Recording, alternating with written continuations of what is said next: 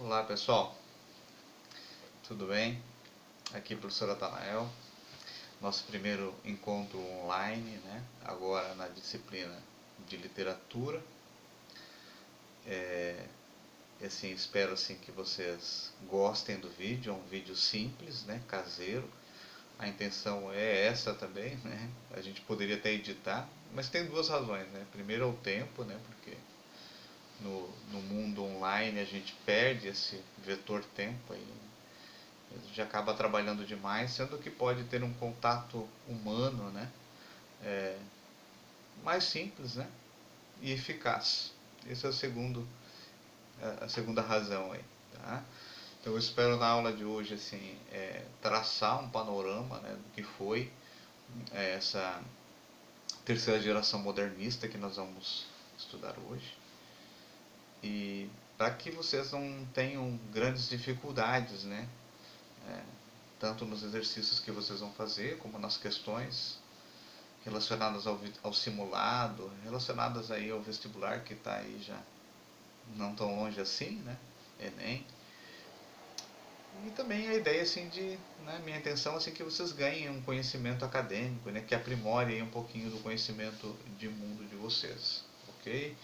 Então vamos lá. Quais são os principais conceitos, né, que nós vamos aprender nesse vídeo online, nessa aula online de hoje, né? Primeiro, as principais características do que foi a terceira geração modernista, né, que para nós é bastante importante para entender os textos que nós vamos ler e para dar o devido valor a eles. Em segunda instância, nós vamos ver então aí algumas obras literárias do período, né, que foram mais significativas nesse caso, né, e, e conseguir perceber aí, tentar perceber a partir dessas obras produzidas nesse período aí uma associação com esse movimento que foi esse movimento da terceira geração modernista.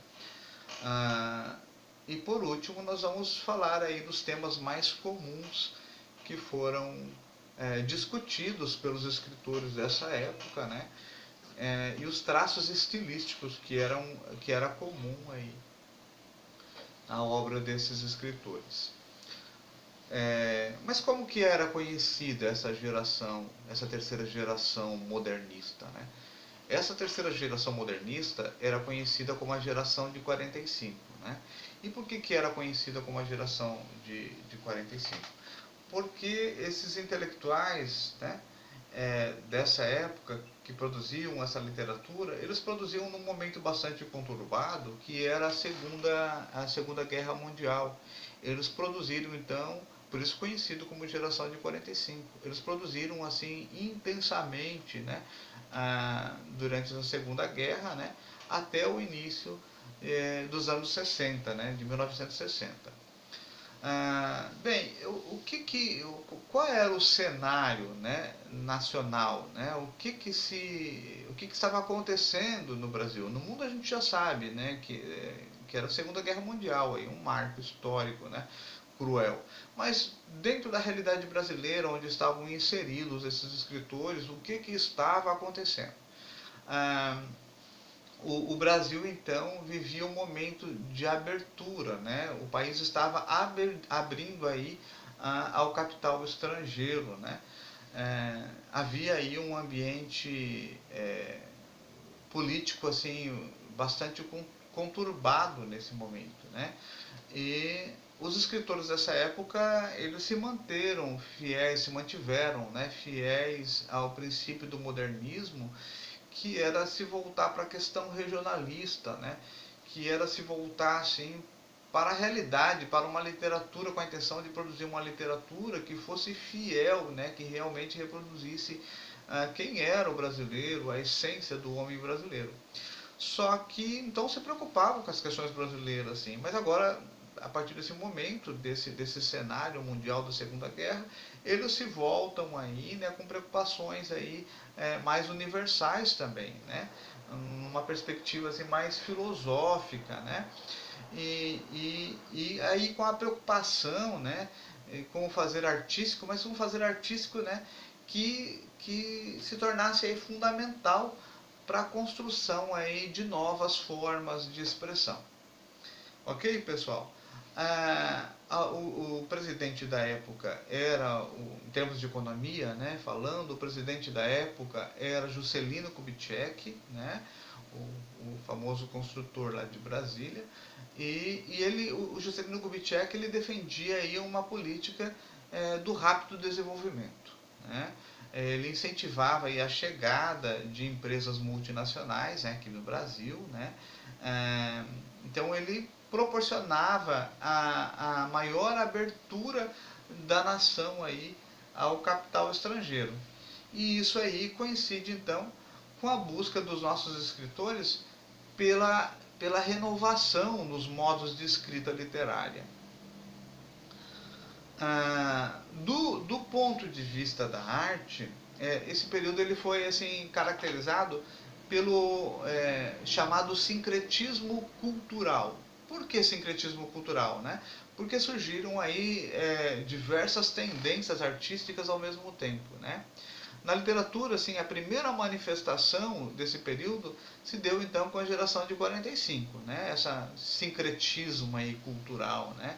O objetivo então desses escritores dessa terceira geração era renovar as formas de expressão literária a partir de uma pesquisa linguística, né? Lembrando que linguística aí vai refletir aí no estudo da fala, dos diversos falários. Então, um autor assim muito conhecido do período e que a apostila traz para vocês, e muito importante, porque a gente vê o tempo todo aí, né? Além da importância que eu vou tratar daqui a pouco, mas a gente vê o tempo todo o nome desse escritor nos vestibulares. Seus livros ainda são muito lidos, né, pelas universidades aqui do país e sobretudo da nossa região. A gente fala de Santa Catarina, Paraná, Rio Grande do Sul, né? Ele volta e meia, né, apesar de ser um escritor que retrata muito o ambiente do Nordeste, mas ele é muito estudado, né? Porque é o Guimarães Rosa. O Guimarães Rosa ele viveu em 1907 e foi morrer lá em 1967. Tá? Ele reinventou aí uma linguagem literária, né? Ele explorava aí novas possibilidades significativas das palavras, né? O Guimarães Rosa, então, ele é de uma importância imensa, como a gente falou, porque ele é conhecido aí como um dos mais criativos, um dos mais revolucionários e importantes autores aí da literatura brasileira. E por quê? Porque ele tinha uma capacidade única de contar, de compor histórias, e essas histórias elas se abriam aí às múltiplas e surpreendentes possibilidades de interpretação, né? E também ele era muito conhecido pela sofisticação, pelo cuidado, né? Pela sofisticação com que ele criou a linguagem das suas narrativas, né? Uma linguagem bastante diferente, né, da época, né? Com muitos neologismos, né, que ele criava aí. O Guimarães Rosa, assim, ele tem um respeito imenso porque ele fez uma viagem, né, um passeio, uma viagem, né, aprofundada pelo interior do país, né, juntamente com os homens do sertão, né, conhecedores aí da cultura popular. Então esse encontro dele, né, ele proporcionou, né, então uma formação intelectual, que a formação intelectual dele, né, se acoplasse aí, se juntasse com a popular e possibilitou a ele aí criar uma obra assim muito original em que o sertão, né, os sertões, o livro dele muito conhecido, ele se transforma no próprio cosmo humano, né? Bem, o Guimarães Rosa é muito importante, né? Não podemos fazer vista grossa para ele. Ele tem que ser estudado. Nós temos que ler, né, uma obra dele, né? Pelo menos uma, né? O ideal é que lesse muito mais, né? Para entender um pouco da nossa realidade brasileira, da formação desse povo brasileiro.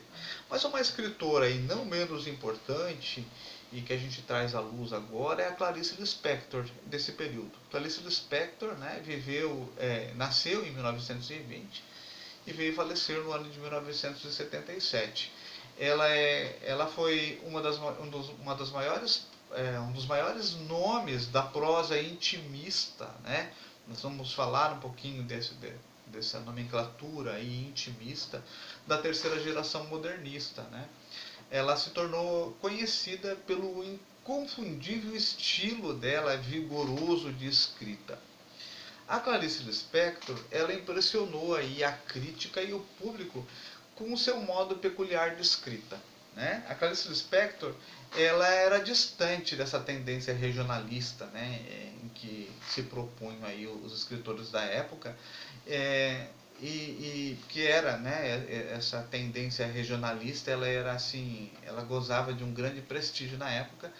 E, então ela escrevia diferente. Ela se voltava muito para aquelas narrativas de sondagem psicológica, né? Dessa geração, essa sondagem psicológica de como era a cabeça dessa geração aí de 1930.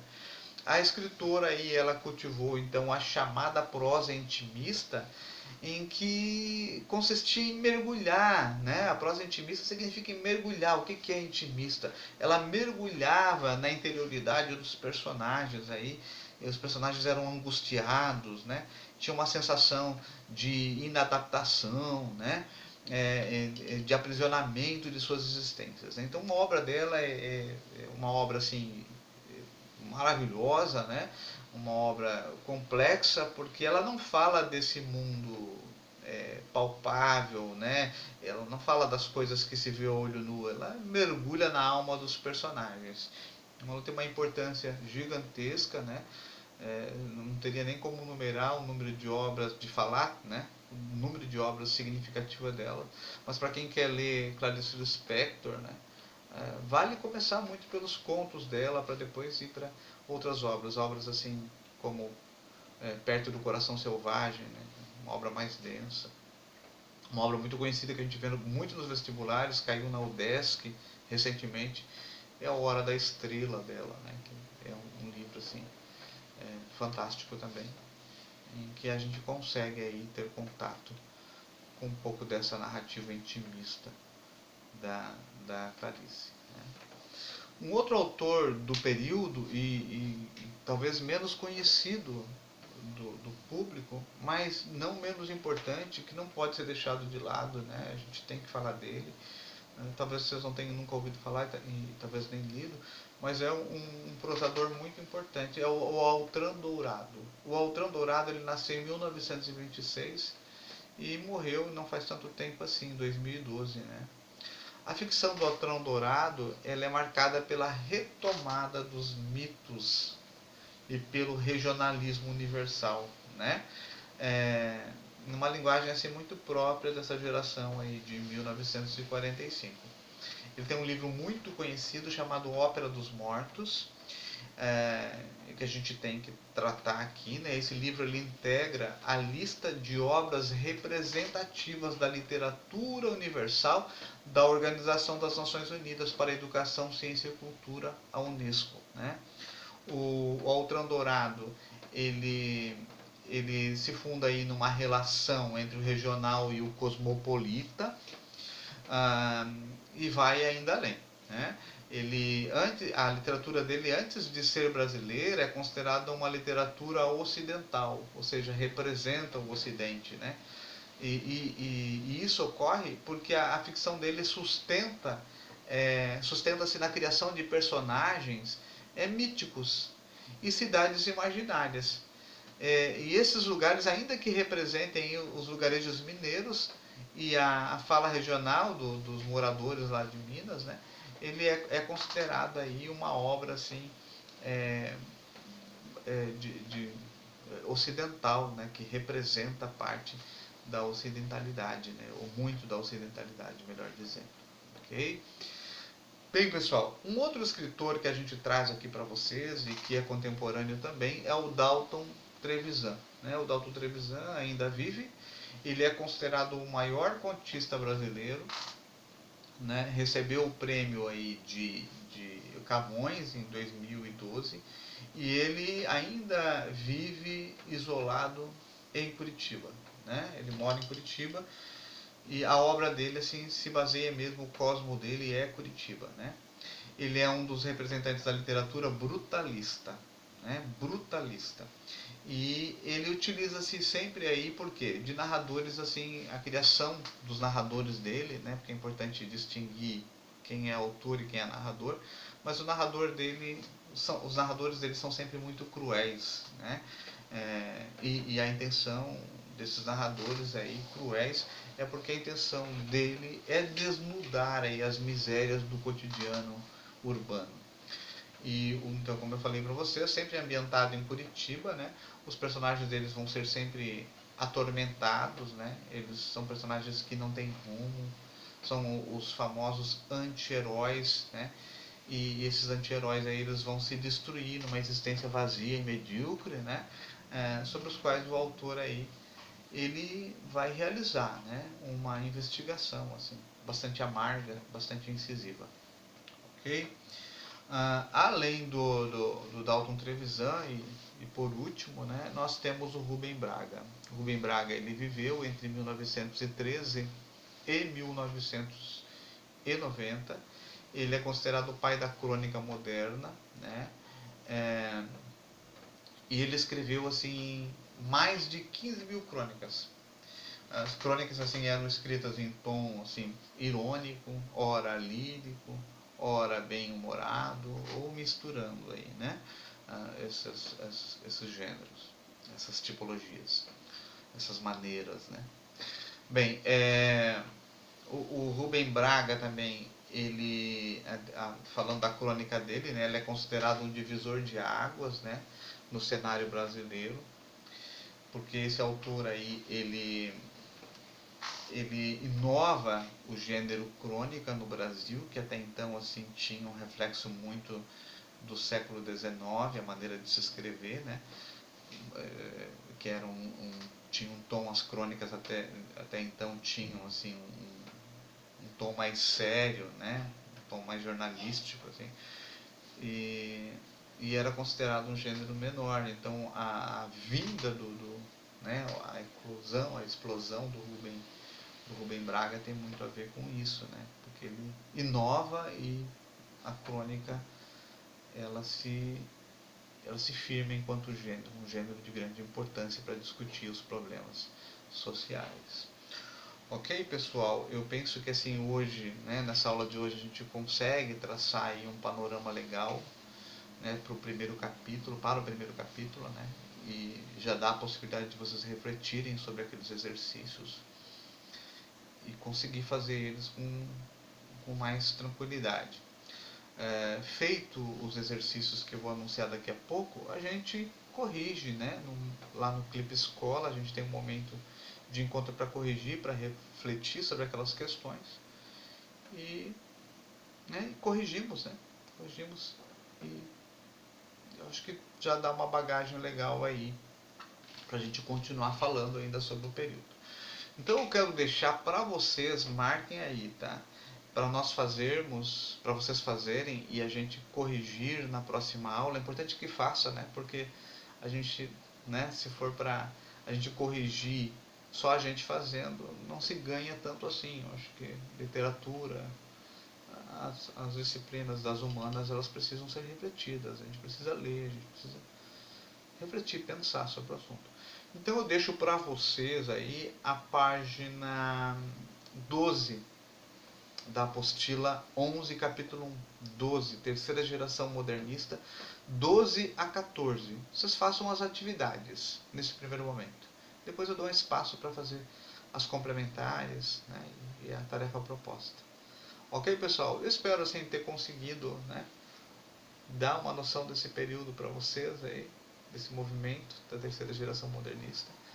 E nós vamos continuar aí refletindo sobre o assunto. Tá? Sucesso, bons estudos a todos e até a próxima. Tchau, tchau, pessoal.